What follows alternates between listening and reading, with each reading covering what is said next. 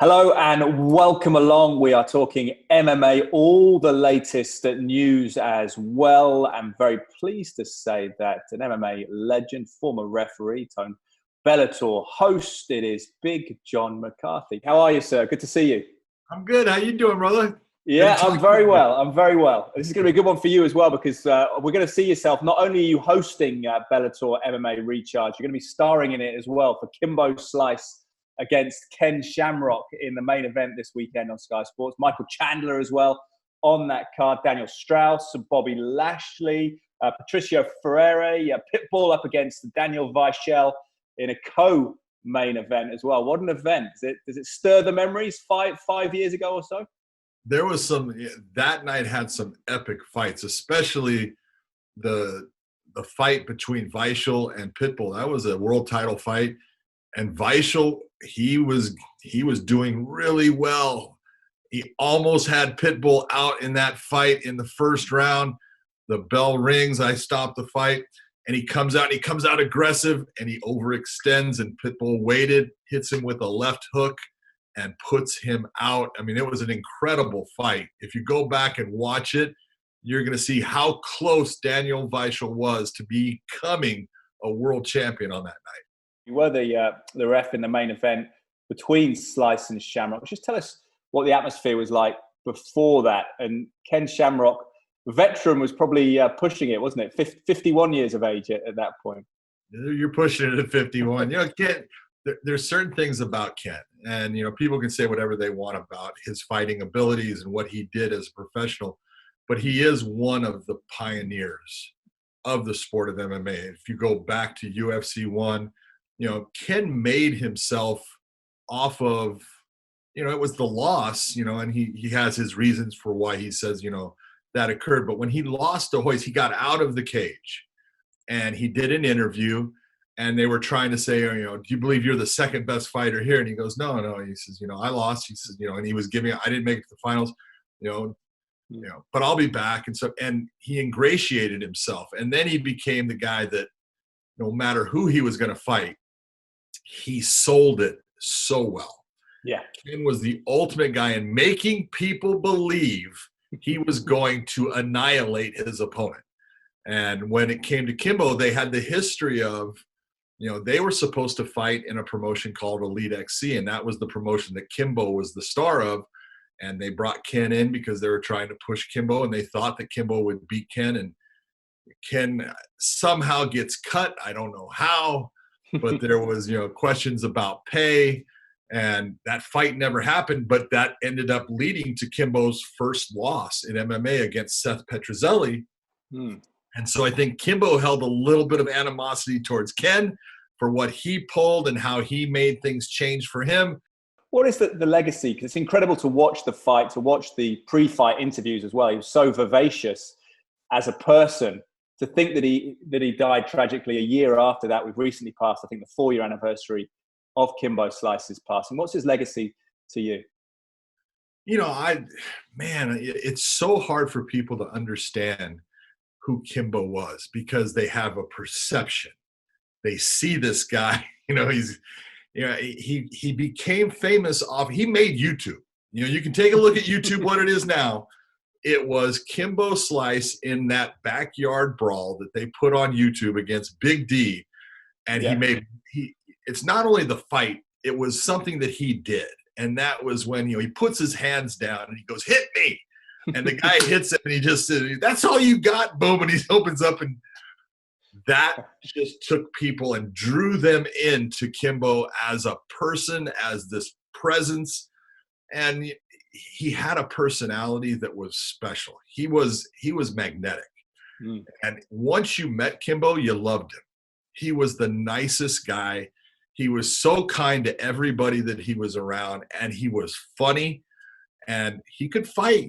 People can sit there and take away that, he never made it big in MMA. Yes, he did. And he helped MMA grow because he brought eyeballs onto the sport. He's someone that, he did a lot. And I definitely miss him because he was always fun to be around. Yeah, and his name lives on, doesn't it, through his son, Kevin Ferguson Jr. in Bellator, Baby Slice. But in contrast to that, Ken Shamrock announced his retirement last summer at the age of 55, I believe. Talk about that, because you touched on his legacy and what he means to the sport of UFC. Take us back, John, and what he was, or what role he played in the origin story of the UFC. Well, the best part about with Ken is, he was one of those pioneers that helped build the sport. And, that was building it through the UFC. But then Ken fought everywhere. He fought in the UFC. He fought in Pride. He fought in Bellator. He fought in all these different promotions everywhere. And so Ken helped actually build the sport of MMA. And it was his personality that helped do that. It was the talk that Ken brought to the game that made people believe. He just had that ability. There's certain guys that can talk and make people believe, and Ken was definitely one of those. Bobby Lashley has found the limelight in WWE, hasn't he, by contrast? But you look at his record, just 2 defeats in MMA, unbeaten in Bellator. As Bellator comes back later this year, do you think there'd be any interest in bringing Bobby back on board? I think the thing that separates Bobby Lashley was his amateur wrestling background, especially for heavyweights. You don't find a lot of really solid wrestlers in the heavyweight division. That's why when you get a guy that can really wrestle, he tends to do very well. A Cain Velasquez or a Randy Couture or a Daniel Cormier, even Stipe Miocic, who's got a good wrestling background. Guys that have a good wrestling base tend to do well because they can at least at moments take someone away from their strengths, like a Francis Ngannou, who can hit you with his little finger and put you out. If he can't do that from his feet, he can't generate the same power. So you take away the danger of him on his feet. So I look at Bobby as a guy, he's probably 43 years old now or so. So yeah. He's getting up and older. But as a heavyweight, you can get into those older, up into the maybe even 45. So he would have a chance of coming back, since he's so athletic, since he's so gifted, and since he's got such great wrestling. He could come back. I don't know if he could beat the top guys based upon it being a part-time career instead of that full-time that it would take for him to face someone like a Ryan Bader and get that win.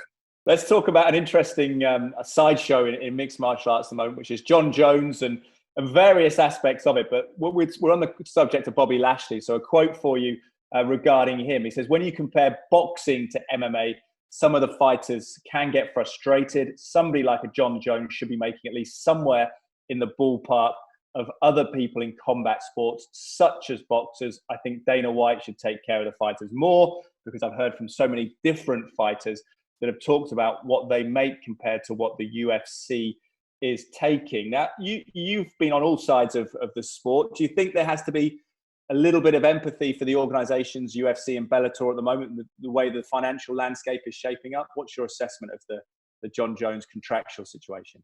Well, at this moment, I can see the problems for the promotions, being the UFC, Bellator, any of them, in that they're losing every time they put on a show.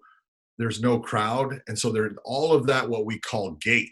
The people we talk about, fighters that can put butts in seats, because that's how you make your money. If you're a fighter that can put butts in seats and have people who want to see you on TV or put money out for pay-per-view, that's who the promotion's going to give more money to and want to have fight more often, because that makes them money. It's just business. I look at Jon Jones and I say, obviously he's one of the best that has ever done it. From the time that I first saw him, I said, this guy is the most talented fighter I've ever seen. Does he deserve a lot of money? Yes, he does. Okay. And I think Jon needs to, look at things and say, hey, I believe my value is this. But he's got to be reasonable, and he's got to look at everything. He's got to look at pay-per-view numbers. He's got to look when he fights, what are the pay-per-view numbers compared to, we'll say, the other top fighters out there? Is he measuring up in those pay-per-view? And if he is, then stick with your convictions and say, hey, I'm not going to fight again until you pay me what I am worth. And you've got to, sometimes it's hard when you're that guy and you're saying, I'm worth this, and someone's saying, no, you're not. Well, it hurts, and there's an adversarial, relationship. The promoter is trying to get Jon for as little as he can. That's what Dana's job is. And Jon is trying to get as much as he can out of that promotion and getting Dana to pay him as much money as he can. That's his job. And that's his management's job. But, in the end, you've got to say, if I don't think I'm being compensated fairly, then I need to do things to change my situation. Yeah, so it's an old age story in combat sports, isn't it? Whether it's talent or profile that secures you the money. Do you think the stories and the verbal sort of tit for tat with Mike Tyson at 53 years of age, is that about Jon Jones just maybe putting himself out there to a crossover audience, a bigger bit of publicity?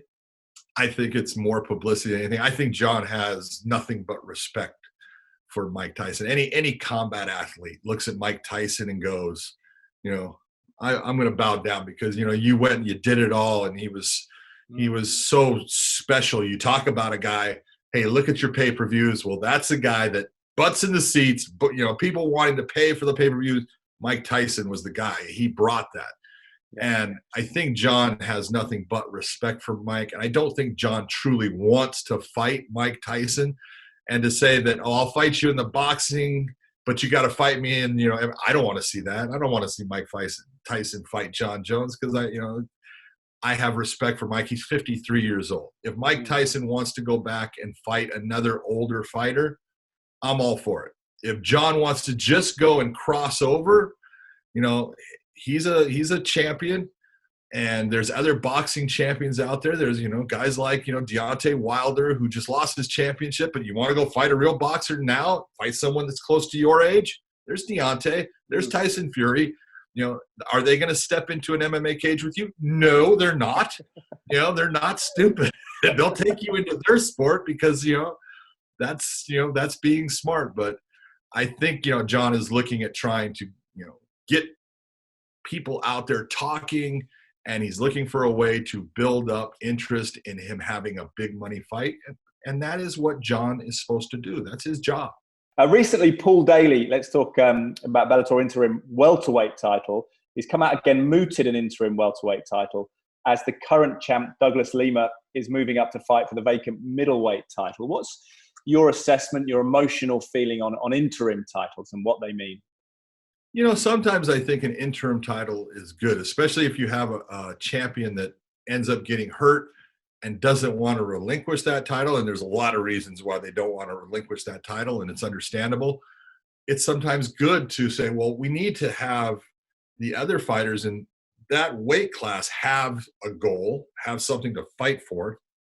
And then we can always take, and whoever that guy is, now we can match him up with the champion when the champion comes back, and we have a fight that we can sell. That's a good thing. I don't have a problem. Since Douglas has been a champion in Bellator now, this is his third run as champion. Now, he just won that title, and he lost it to Rory McDonald, and then he got it back in the Grand Prix finals. But he hasn't defended that title, and he's all of a sudden moving up to middleweight to take on Gegard Mousasi. I don't blame him for that. I think it's a smart move on his part to go after that. It's, it's a chance at another title. But you tend, when you have champion versus champions, they tend to have a lull in that weight class. And so I think Paul is looking at it saying, hey, man, let us fight for a title, and then whoever wins that can go after, Douglas Lima. I don't have a problem with it. Yeah, how much would you look forward to a Douglas Lima against Paul Daly too? Would that be an attractive prospect for you? Well, I did the first one, and it was a great fight, so I would love to see a second one, man. Both of those guys. Paul is a guy, he is just, exactly what he's going to do most of the time, except when he fights Michael Page. And, he's going to come trying to take your head off. I have said it, and I believe it's the truth. He's got the best left hook in any fighter I've ever seen in MMA, including all the kickboxing. Paul Daly throws a left hook better and more powerful. He is just incredible the way he throws that. He comes to take your head off. He's exciting. Douglas Lima is right now at the pinnacle of his career. He is fighting so good. There's things that you can look at and say, Paul's got to look out for the leg kicks. He likes to bring his feet wide to hit with power. He's got to be careful because you saw what happened to Rory McDonald multiple times from the leg kick. So it's just an interesting fight again. Anytime you can talk about two exciting guys going against each other, I'm all for it. Yeah, well, we'll look forward to that. Hopefully, maybe happening in the future. Let's talk about something at the weekend, a bit of controversy or controversy, you'd say, in the States with Max Rohskopf.